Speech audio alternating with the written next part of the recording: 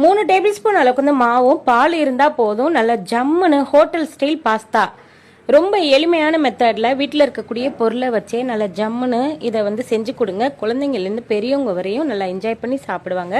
வாங்க ஃப்ரெண்ட்ஸ், இது எப்படி பண்ணுறதுன்னு பார்க்கலாம். நான் இன்னைக்கு பார்த்தீங்கன்னா பாஸ்தா பண்ணுறதுக்காக தண்ணியை நல்லா கொதிக்க விட்டுருக்கேன். நல்லா கொதிக்கிற தண்ணியில் 1 டேபிள் ஸ்பூன் அளவுக்கு வந்து உப்பு சேர்த்துட்டு 1 டீஸ்பூன் எண்ணெய் சேர்த்துக்கோங்க.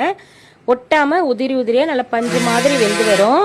தண்ணி நல்லா கொதி நிலைக்கு வந்ததுக்கப்புறம் எடுத்து வச்சிருந்தா பாஸ்தா வந்து சேர்த்துக்கலாம். நான் இன்னைக்கு பார்த்தீங்கன்னா 1/2 கிலோ எடுத்திருக்கேன். 1/2 கிலோ பார்த்தீங்கன்னா 4லேருந்து 5 பேர் தாராளமாக சாப்பிடலாம். நல்லா டேஸ்ட்டாக சாப்பிடலாம்.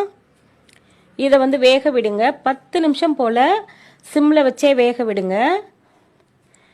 பாருங்க, நல்லா வெந்திருக்கு. நல்லா டபுள் சைஸாக நல்லா உப்பி வந்திருக்கு பாருங்க. கொலையை மட்டும் விட்டுறாதீங்க, அப்புறம் நம்ம செய்யக்கூடிய ரெசிபி வந்து சொதப்பலாயிரும்.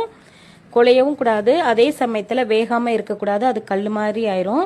நல்லா பக்குவமாக வெந்ததுக்கப்புறம் இதை வந்து வடிகட்டி வச்சு எடுத்து அதை வந்து பச்சை தண்ணி ஊற்றி கழுவி எடுத்து வச்சுக்கோங்க. இப்போ பாஸ்தா பண்ணுறதுக்காக 2 டேபிள் ஸ்பூன் அளவுக்கு வந்து நெய் சேர்த்துட்டு இது கூட 10 பல்லு பூண்டை வந்து பொடியாக நறுக்கிட்டு சேர்த்துக்கலாம். பூண்டு வந்து பார்த்தீங்கன்னா தட்டிட்டு சேர்த்துக்கலாம், இல்லைனா பொடியாக நறுக்கி சேர்த்துக்கலாம். பேஸ்ட் மாதிரி சேர்க்க வேண்டாம். நெய்யில் வச்சு நல்லா வதக்கினதுக்கப்புறம் 1 தக்காளி பழத்தை வந்து அதோடைய விதையை நீக்கிட்டு கட் பண்ணி வச்சுருக்கேன்.